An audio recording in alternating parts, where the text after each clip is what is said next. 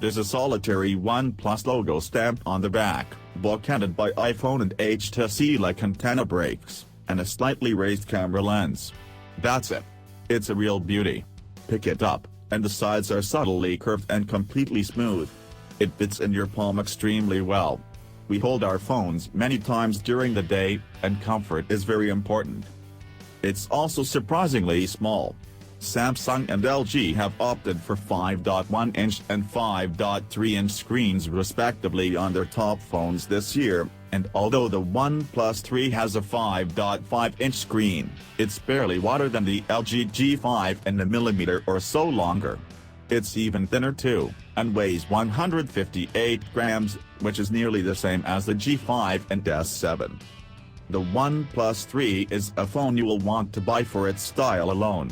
It's every bit as delectable as the HTC 10, and as mature as the Huawei P9, two phones from which it borrows several design aspects. The fact that it has the build quality to match, and is substantially cheaper than either one of those very expensive flagship phones, borders on the unbelievable.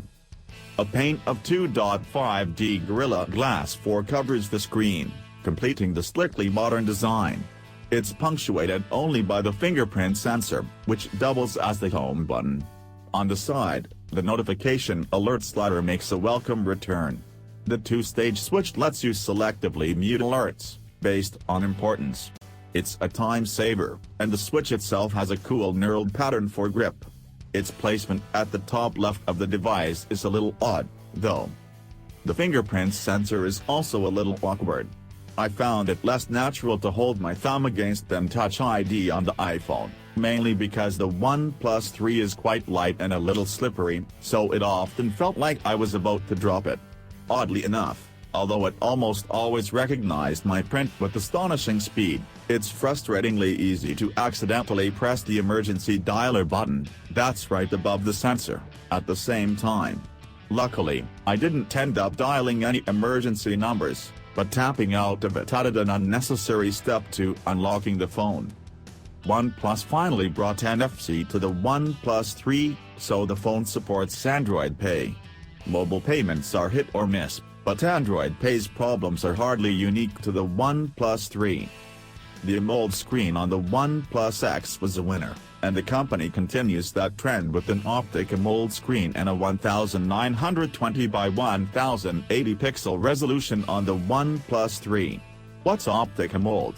According to OnePlus CEO Carl Pane, the Samsung-supplied screens feature a dual polarizing layer that's tuned for improved color temperature and contrast.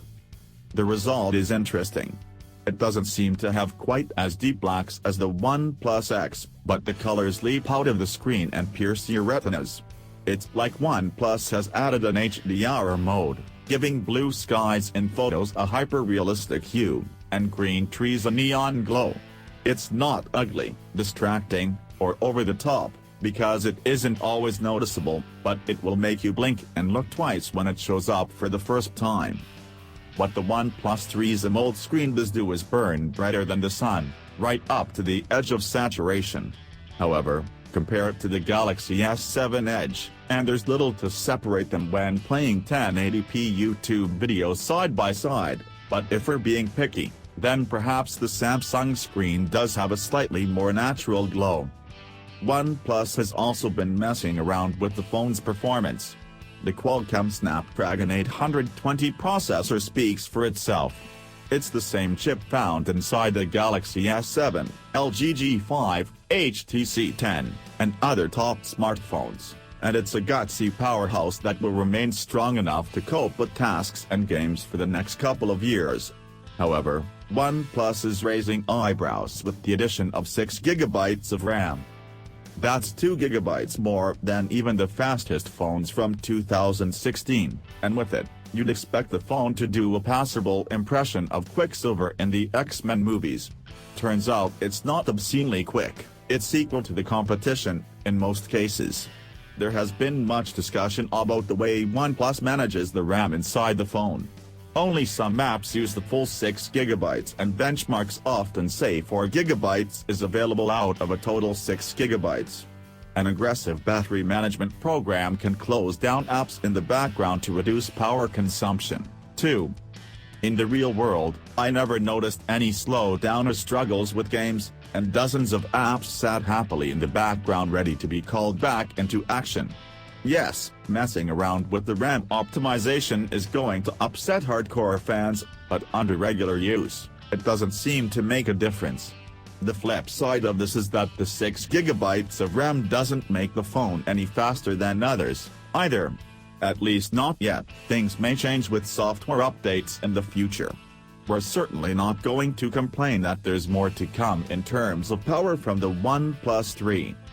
Slam the OnePlus 3 through a series of benchmark tests, and the results are stupendous. And 223D returns a whopping 142,101, beating the LG G5's 131,505, and the Galaxy S7 Edge's 131,090. Trademark gives 2,588, and Geekbench 3 gives it 2,365 single-core, and 5,581 in the multi-core test. Thanks for watching. Please subscribe for more gadget info and give me feedback on the comments.